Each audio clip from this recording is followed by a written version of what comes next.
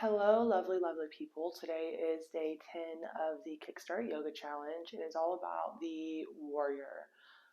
So the warrior poses, there are three of them: Virabhadrasana 1, Virabhadrasana 2, and Virabhadrasana 3. All very different in what they target. And the third one being a balancing pose. All right. Sorry, I do have children. I know they haven't made their cameos yet, but they do run around frequently. This is Pharaoh. This is my youngest. What I really want to do today is I really want to focus on finding the right way to set up into these three different postures for you and your own body, because they're all so different. They work a lot of different components. And so yeah, let's just get into it. We're going to do a little bit of sun salutation A to just warm up our body. And I'm probably going to be a little bit more detailed with how we do each of these postures. And I have been maybe with some of the other ones in the other days. So let's go ahead and get into Balasana, or child's pose. Big toes together. We will be doing a lot of hip work because many of the warrior poses are working our hips. So let's take a wider stance in our child's pose. Knees out towards the edges of the mat. Hands reach forward. A couple clearing breaths.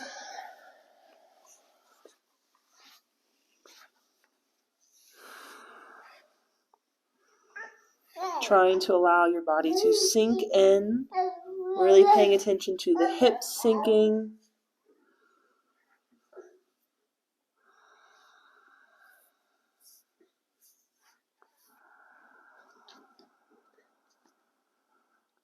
And since warrior poses are very engaging and energetic, let's use our Ujjayi breath today. So adding that constriction at the back of the throat.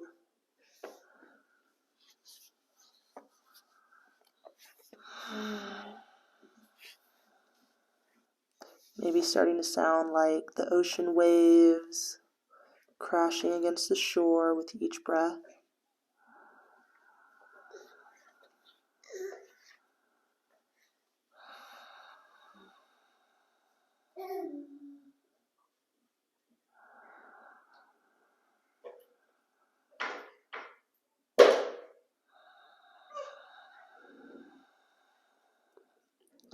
And maybe even bringing in a sankalpa or a intention today.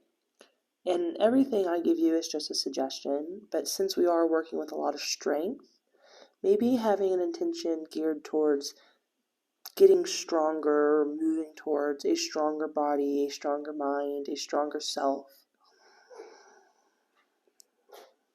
And just for the next couple breaths, keeping that sankalpa at the forefront of your mind.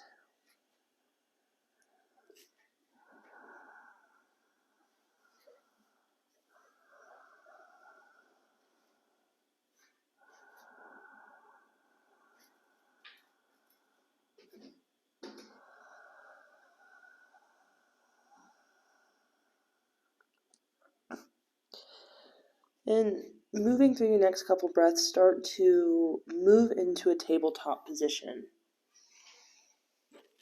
Using your breath to move you.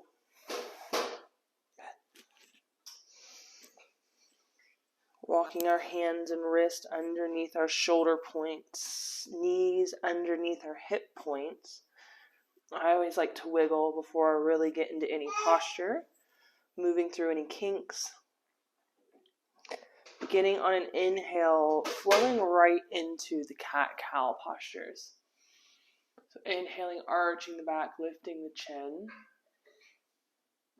Exhaling, rounding through your whole spine. Special attention into your upper back. Chin tucks in. Inhaling, arching, lifting the chest, lifting the chin. And then moving through at your own pace, following the pace of your own breath, staying with that Ujjayi breath as long as it feels comfortable today.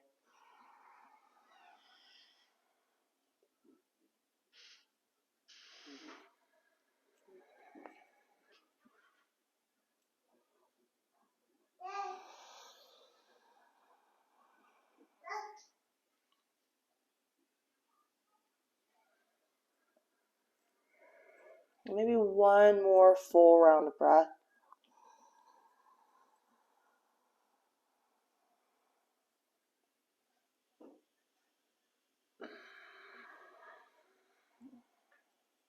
And once you've released that last exhale, move through to your neutral spine, flat back. Start to curl your toes under and use your breath to move you and transition you into a downward facing dog. Good. So maybe walking and pedaling out the feet a little bit. Lifting one heel up, lowering the opposite, alternating between the two. Maybe playing with really having a straight back, retracting the shoulders, pulling them down along the spine. Pressing equally through all 10 fingers and the palms of the hands.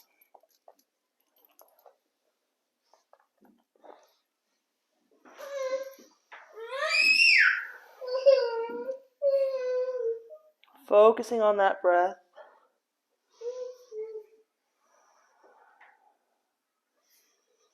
And when you start to feel a little bit more warmed up and a little bit more ready, move into a still downward facing dog, Adho Mukha Svanasana.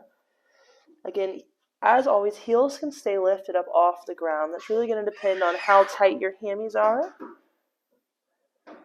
Knees have a generous bend because we're focusing on keeping the hips up as high as we can, back nice and flat. And start to initiate your walk up towards your hands on your next inhale. Moving in whatever way you need to continue warming up the areas that are tight for you and on your body.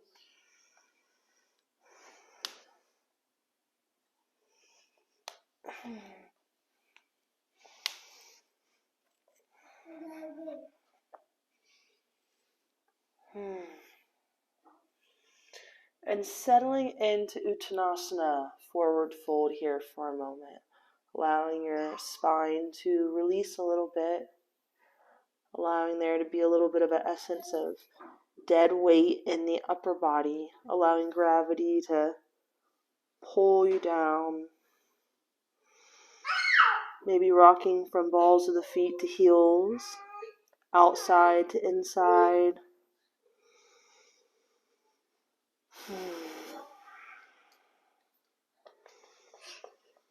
If your hands lifted, drop those back down to the floor. Start to position your feet into where they need to be for a malasana or a low yogi squat.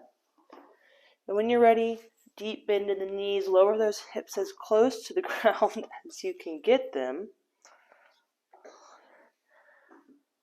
Perfect.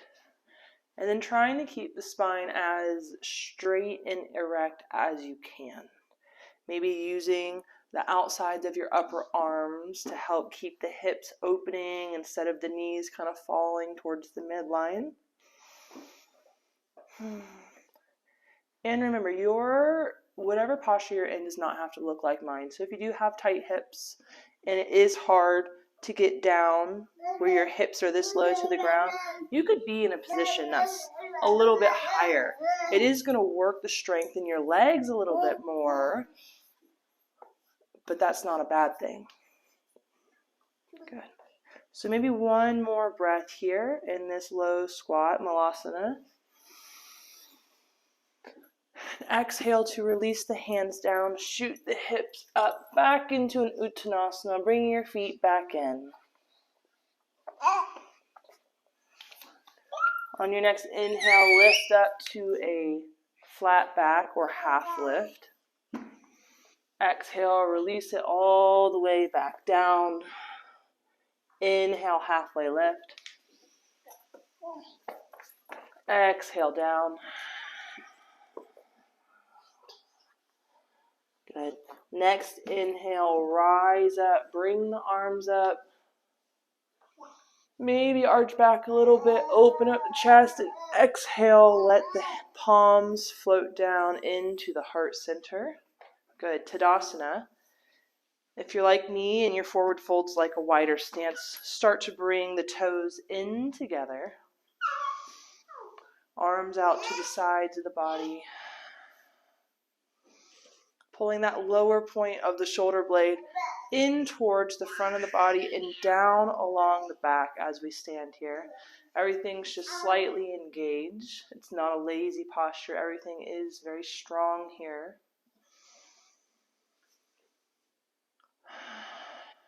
Take a breath. Exhale out of your mouth if you need to.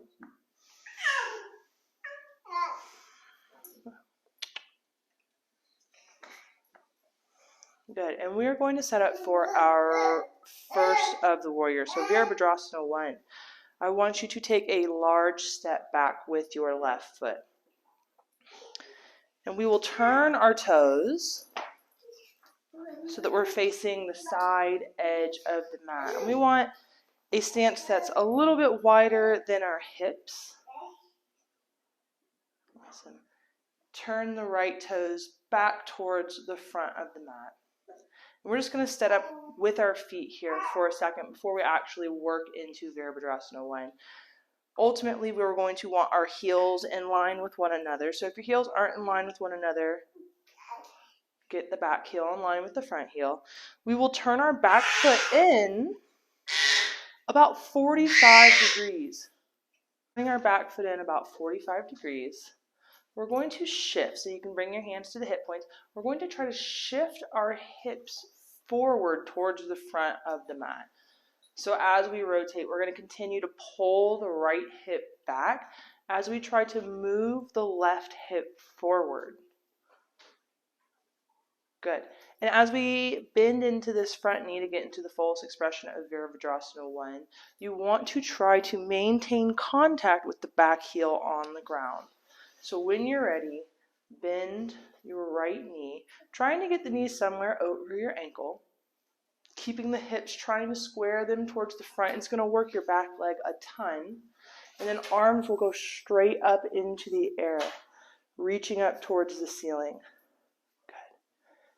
And because of the way Virabhadrasana 1 is, it works a lot of this back leg. And unfortunately, for people who haven't worked there, there's a muscle called sartorius that is extremely long in your leg, and it goes over two joints. It goes over your hip joint, and it also goes over your knee joint. And when people have problems with this posture, a lot of times it's coming from that muscle.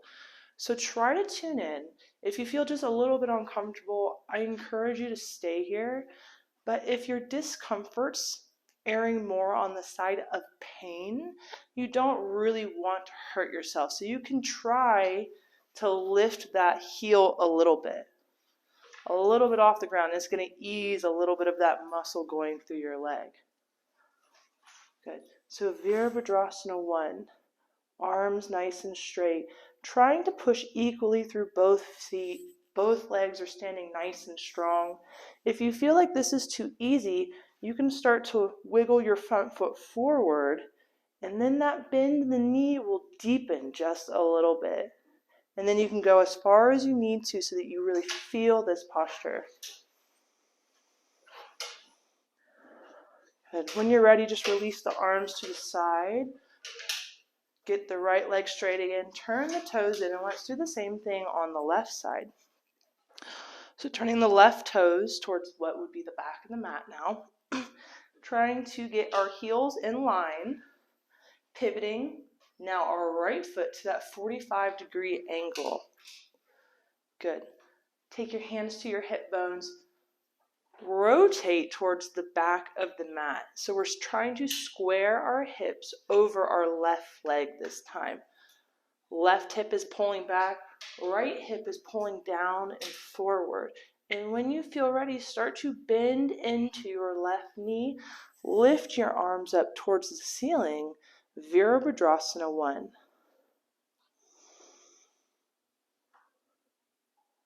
Perfect.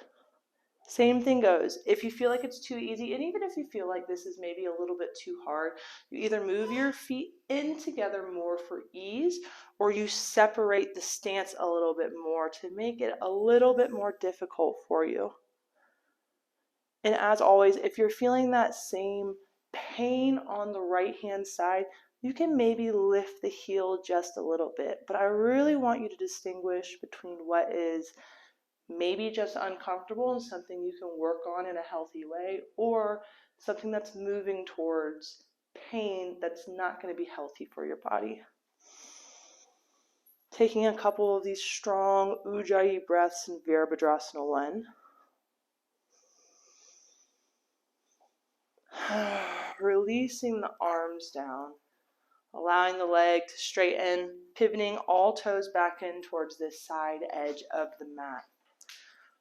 Beautiful. Let's take a wide-legged forward fold before we move into anything else. So inhale, lift the arms, reach up towards the ceiling.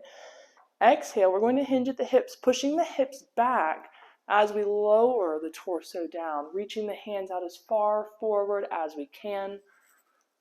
Good. Putting yourself into a comfortable position here. Hands can stay on the ground. They can go out to the edges of the feet, or maybe they can walk through the middle of the legs, reaching behind you somewhere. And again, kind of like we did in Uttanasana earlier, play with whether you like the weight on the balls of your feet, on the heels of your feet, maybe gentle rocks back and forth.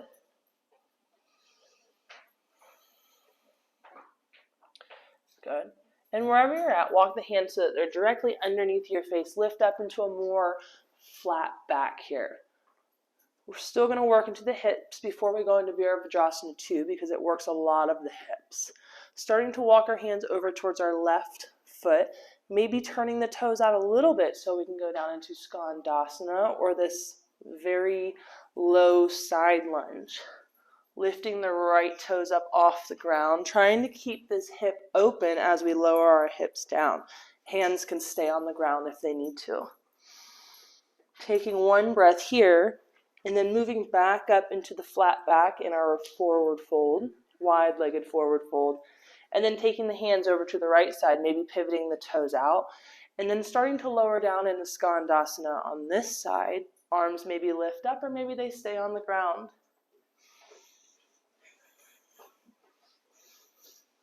Strong breath here, and then lifting back up into our wide-legged forward fold. Good. Take a deep breath in, exhale the hands to the hips, and then inhale, lifting the torso up, using our core, our side torso muscles. Good. Moving into Virabhadrasana 2, turning the right toes back towards the front of the mat. The setup is a little bit different here because this time we want the front heel to be in line with the center of our back arch. So instead of heel to heel, we're front heel to the center of the back arch. Good. This one's going to be a lot more on the hips. So our hips are going to stay squared to the side edge of the mat. Start to bring your arms up so that they're in line with your shoulder blades, or not your shoulder blades, your deltoids, your shoulder muscles. And then as you're ready, we will bend into the right knee. Again, if it feels too easy or you feel like you're not stretching enough, you lengthen the space between the feet, and then doing the opposite if it feels maybe too difficult. Good. So there's a lot going on here in Virabhadrasana 2, Warrior 2. Arms are up in line with the shoulders, so you are working a little bit of upper body right here. Not only that, is you're trying to keep your spine nice and center. So the midline is shooting straight up from the hip. So we don't want to lean forward. We don't want to be leaning back. We want to be straight up from the hips. Good. One more thing that often happens, especially when you have tight hips, is that this front knee tries to move inward. And we're trying to open the hips. So we want to keep this knee in line and over the ankle as much as we can. Couple deep breaths. Really feeling both hips, both legs, both feet equally working here. And let's lift back up. Start to straighten that right leg. Turn the toes back in. We'll keep the arms up for a second. Pivot the left toes towards the back of the mat, making sure we have this front heel to back center arch still going here for Virabhadrasana 2. And when you're ready, bending into the left knee, Virabhadrasana on the left side. One other thing to mention that I didn't quite mention on the other side is that the main focus and the main contact is in the outside, so the pinky toe side of this back foot. That's where the main effort is going to stem from as we root up in this posture through the legs. And then it's the full foot on the left side, on the front side. Same things here. Try to keep your body up straight from the hips and no leaning forward, back, or forward this way, or back that way. Maybe looking out over the middle finger towards the front. Deep breaths, Ujjayi breathing, powering the pose. Good. And let's lift back up. Let the left leg straighten. Pivot the toes back forward. Let's move down one more wide-legged forward fold. Hands can go wherever you want them. Staying with this Ujjayi breath.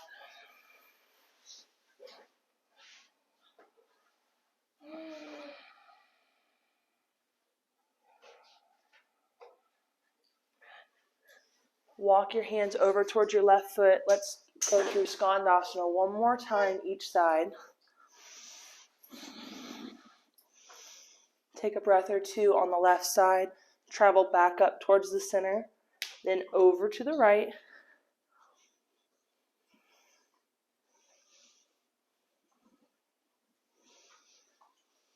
Once you've taken a couple breaths on the right side, travel back up, wide-legged forward fold. Heel toe your feet into a position to set you up for Malasana. Lower your hips down, low squat, Malasana. So just take a couple breaths here in Malasana.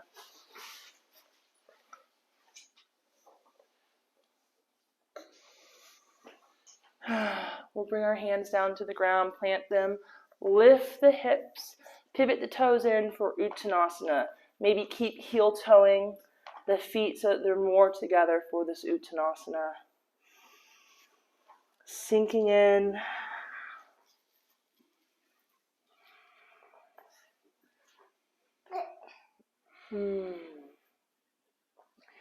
Inhale, lifting up, halfway, flat back. Exhale, folding back down into Uttanasana. Inhaling to help us rise up. Hands straight up to the ceiling. And then exhale, floating those hands down into the heart center. Taking a breath or two here. Maybe feeling a lot of the strength we've been cultivating in the legs, in the feet, and our connection to the ground through our Virabhadrasana 1 and 2. And then wherever you are on your mat, we're going to move towards the front, facing the front, so that we can move into Virabhadrasana 3, which is our balancing version of our warriors. When you're ready, you're going to lift up the left foot, just the toes, spread them out as wide as you can. So our left leg is going to be our first plant foot. It's going to be our first rooted foot when we move through Warrior 3. So once you have your nice wide base and you feel comfortable shifting weight into the left foot alone, you will then start to bring right knee up into the chest. Got a lot going on today, guys. So as we bring this right leg into our chest, keep the toes flexed up towards the ceiling. Keep hugging that hip in, that knee in, stretching through the hip here.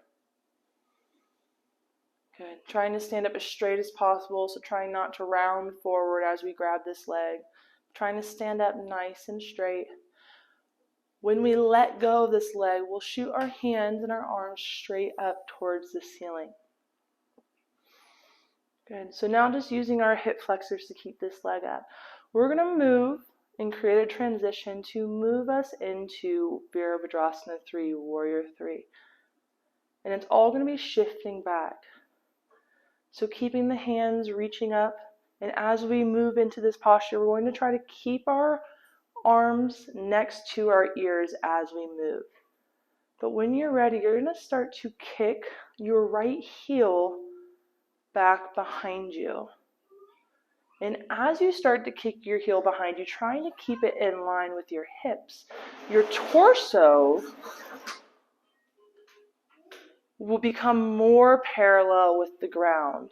And while you're here in Virabhadrasana 3, toes will point down. You want to keep your hips squared towards the bottom, towards the ground, towards your yoga mat. So you don't want to flip, like in half moon pose, you don't want to flip your hip open. Sorry, I am cheating here with the wall, and you absolutely can too in your practice. It is very hard for me to talk and balance at the same time. But what we want here is we want the toes to point down to help keep these hips squared to the ground while we're in this posture. It's a lot of core work. It's a little bit of back work. Let's lift it back up.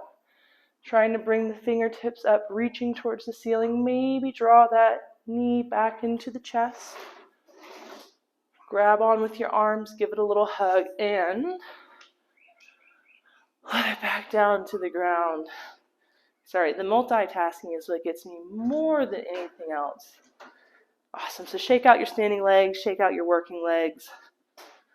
Start setting up for the opposite side. So we'll lift our right toes up, spread them out nice and wide, place them on the mat, shifting almost all of our body weight into our right leg, our standing leg before we set up. And then when you're ready, bringing the left knee up into the chest, grabbing hold at the shin somewhere, just stretching gently into the left hip while exploring and establishing our balance on our right leg right now. Same thing to get into Virabhadrasana 3 on this side. When you're ready, we will release this left leg, keeping it up using our hip flexors, but sending our arms and our fingertips up towards the ceiling. And when you're ready, you can start to transition. Remember, keeping the arms in line with the ear as we kick our left heel behind us, keeping the toes flexed and pointing down towards the ground so the hips can stay squared, trying to lower our torso to a more parallel position with the ground. Breathing strongly into that standing leg, into our core. Ooh. Don't worry if you fall out of it. Get right back to it. You've got a couple more breaths trying to stay here.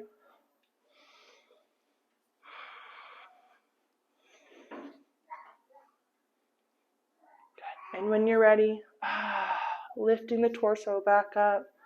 Maybe bringing the left knee back in towards the chest for a little hug before you lower it all back down to the ground and shake it out.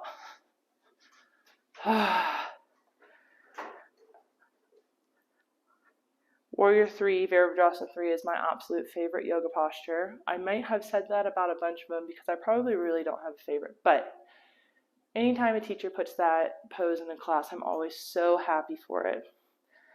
Finding a Tadasana pose. Our last standing posture before we lower down to the mat.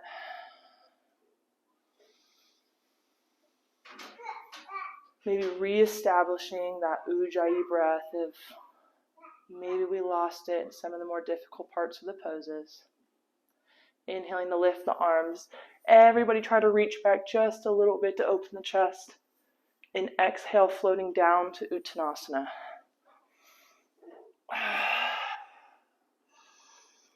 Inhale, halfway lift. Exhale, fold down. Stepping back into a plank. Only plank for today. Good. On an exhale, slowly lower down, Chaturanga. An inhale, Cobra or Baby Cobra. And then taking more than just your inhale here. Maybe 2 or 3 breaths.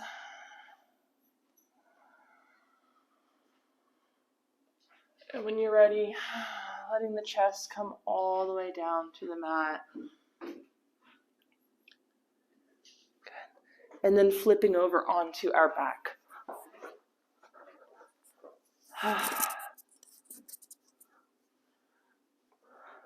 Hopefully so far so good. Let's take right ankle above the left knee.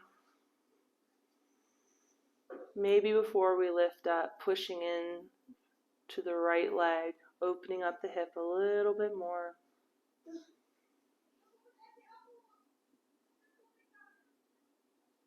And then reaching for the left thigh, drawing it in a little bit closer to the torso.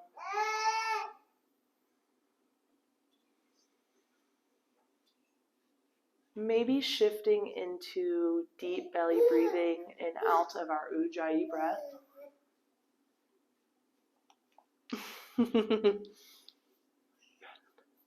And taking one more breath here, and then switching to the other side.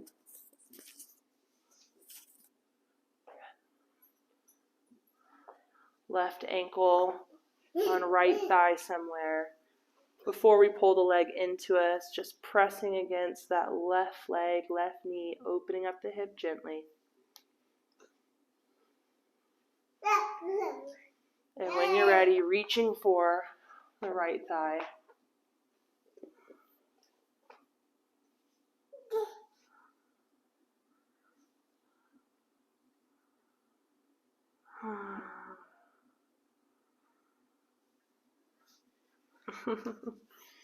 Releasing that stretch. Taking a supine butterfly pose. So bringing the soles of the feet together. Letting the knees fall out to the sides of the mat.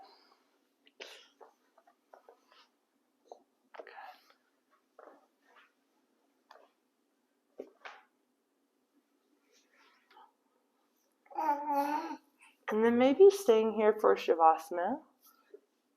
Or if this feels like it might be too intense on the hips, to stay here for 3 to 5 minutes. Maybe just shifting into a normal Shavasana. So you can see most of my Shavasanas are done with a baby rolling all over me.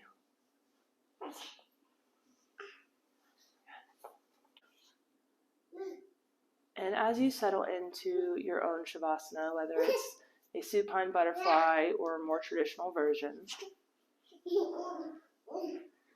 really try to focus in on your breathing.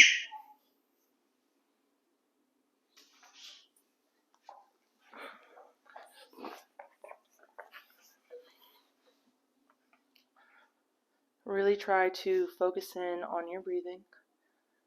And remember, I set up the Shavasanas each time so that it can be done for however long you need it to. I always suggest 3 to 5 minutes if you can. Longer if it's possible.